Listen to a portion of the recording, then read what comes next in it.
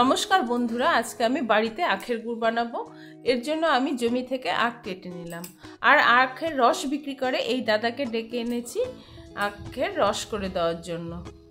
দাদাগুলো রস করে দিল। এখন এই রসগুলো জাল করে আমি বাড়িতেই সুস্বাদু আখের গুড় বানাবো। এর জন্য আপনারা পুরো ভিডিওটা দেখতে থাকুন। রসগুলো আমি প্রথমে কড়াইতে দিয়ে দেব।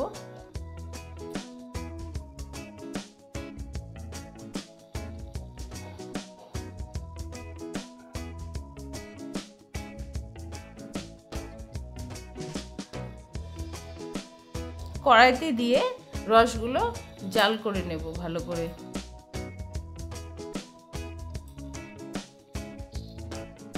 আর যত জাল করব তত উপর থেকে ফেনাগুলো জমবে সাইড দিয়ে উপরে, সে ফেনাগুলো ফেলে নেব, কারণ ওগুলো আখের রসের ময়লাটা বের করে আনে। ফেনার সাথে ময়লাটা উঠে আসে। আমি একটি ঝাঁঝরি দিয়ে ভালো করে ফেনাগুলো তুলে ফেলবো।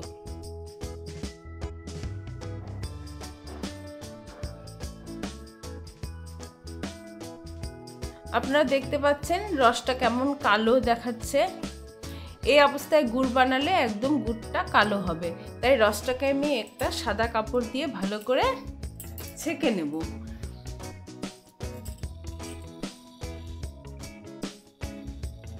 দেখুন বন্ধুরা, সাদা কাপড়ে কতগুলো ময়লা জমেছে, কাদা কাদা। আখের রসের থেকে বের হচ্ছে কাদা কাদা ময়লা।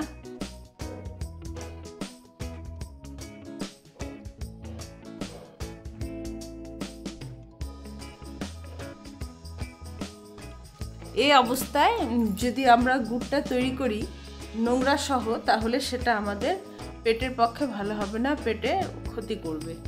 এই জন্য রসটাকে ভালো করে ছেঁকে নিতে হবে।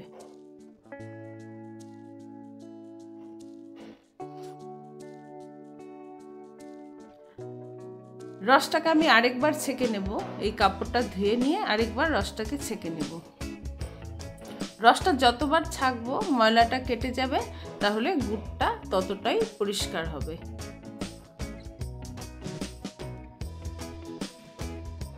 কাপড়টা ধুয়ে পরিষ্কার করে নিয়ে আমি রসটা আরেকবার ছেঁকে নিলাম।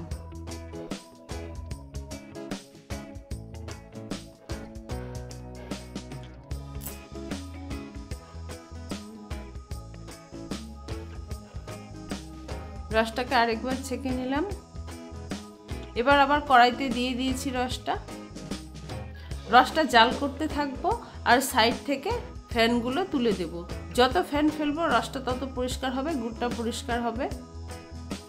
দেখো বন্ধুরা, এখন গুড়ের কালার চলে এসছে, কতটা পরিষ্কার হয়েছে। আগে রসটা দেখতে কেমন কালো ছিল, অনেকটাই পরিষ্কার হয়ে এসেছে। আমি এটাকে নাড়ার জন্য একটা বাঁশের খুন্তি নিয়েছি। এটা আপনারা কাঠের খুন্তি দিয়েও করতে পারেন।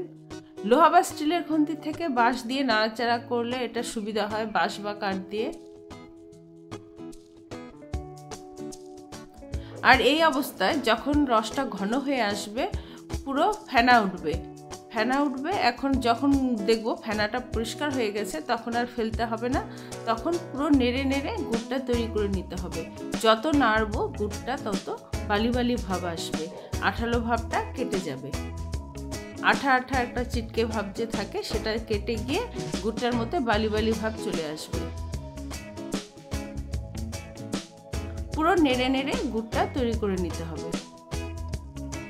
গুড়টা যখন হয়ে আসবে তখন উনানের আগুনের আঁচটা একটু কমিয়ে দেব,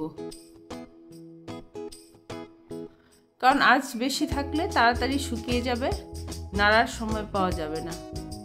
ভালো করে ঘেটে ঘেটে গুড়টা তৈরি করে নিতে হবে।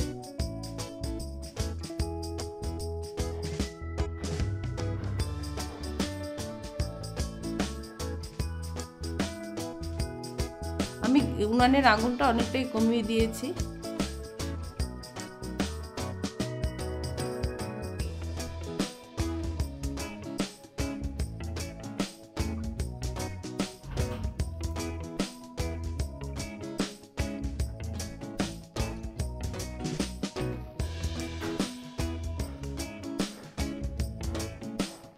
পুরো কড়াই ভর্তি ফেনা হয়েছে।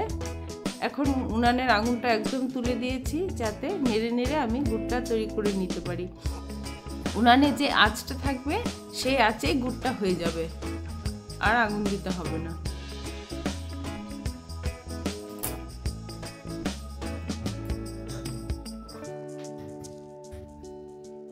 যত নাড়বো গুড়টার মধ্যে একটা সফট ভাব চলে আসবে, বালি বালি ভাব চলে আসবে।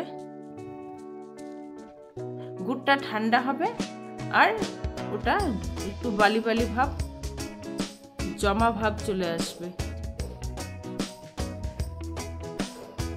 গুড়টা ঠান্ডা হওয়া পর্যন্ত নেড়ে যেতে হবে, নেড়ে নেড়ে গুড়টা তৈরি করে নিতে হবে।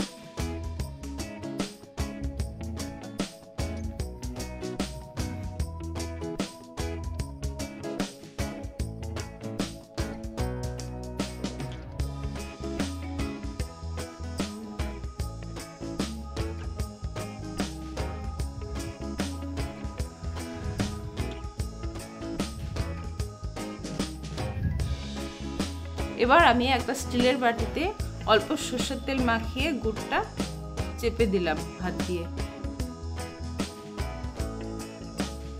এভাবে আমি 4টা বাটিতে তেল মাখিয়ে গুড়টা চেপে দিলাম। তারপর বাটিগুলো আমি থালায় উপর করে দেব, যাতে একটা গোল শেপ হয়। আপনারা ঝুরঝুরেও করতে পারেন, ঝুরঝুরে গুড়।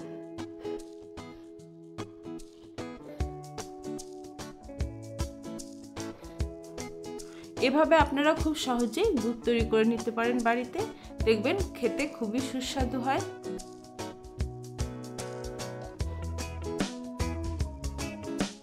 আর এই কাজটা বাটিতে চাপার ব্যাপারটা খুব গরম অবস্থায় করতে হবে, কারণ ঠান্ডা হয়ে গেলে গুড়টা ঝুরঝুরে হয়ে যাবে। গরম অবস্থায় এটাকে চেপে দিতে হবে।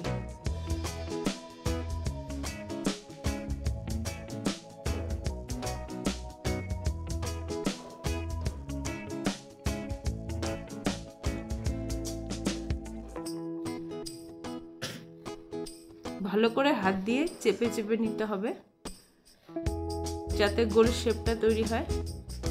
হাত দিয়ে চেপে থালায় উপর করে দিতে হবে। তো বন্ধুরা, আজকের ভিডিওটি ভালো লাগলে আপনারা একটা লাইক করে চ্যানেলটি সাবস্ক্রাইব করে দেবেন। সবাই ভালো থাকবেন, সুস্থ থাকবেন। দেখা হবে পরের একটি নতুন ভিডিওতে।